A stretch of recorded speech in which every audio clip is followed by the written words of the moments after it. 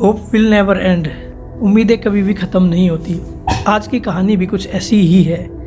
एक बार एक राजा ने अपने राज्य में आदेश दिया कि उसे जो भी इंसान ऐसी कहानी सुनाएगा जो कभी न ख़त्म होगी, राजा उसे बहुत सारे उपहार और धन धान्य देंगे।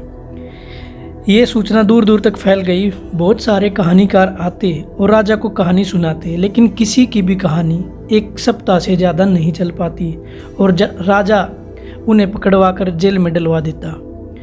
काफ़ी लंबे समय तक यही चलता रहता और राजा लोगों को बुलवाता और जेल में बंद करवा देता।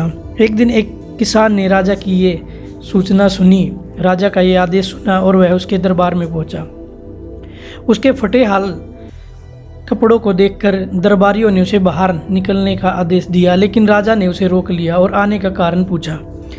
तो किसान ने राजा को कारण बताया कि वह आपको एक ऐसी कहानी सुनाना चाहता है जो कभी न ख़त्म होगी। किसान ने अपनी कहानी इस प्रकार सुनाई कि वह अपने खेत में समय से फसल की बिजाई करता है और समय से उसकी सिंचाई करता है और समय आने पर फसल पकने पर उसको काट के अपने अनाज गृह में भंडारित कर देता है। अनाज गृह की दीवार में एक सुराख बना रहता है, जिसमें एक दिन एक चिड़िया आई और अनाज गृह से कुछ दाना लेकर उड़ गई।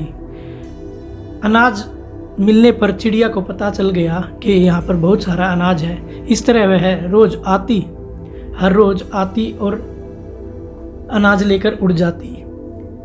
यह क्रिया ऐसे चलती रही। दोबारा से फसल उगने का समय हो आया और वह दोबारा अपने खेत में बिजाई करता है, सिंचाई करता है और दोबारा से फल पकने पर अपनी फसल को अनाज गृह में भर देता है।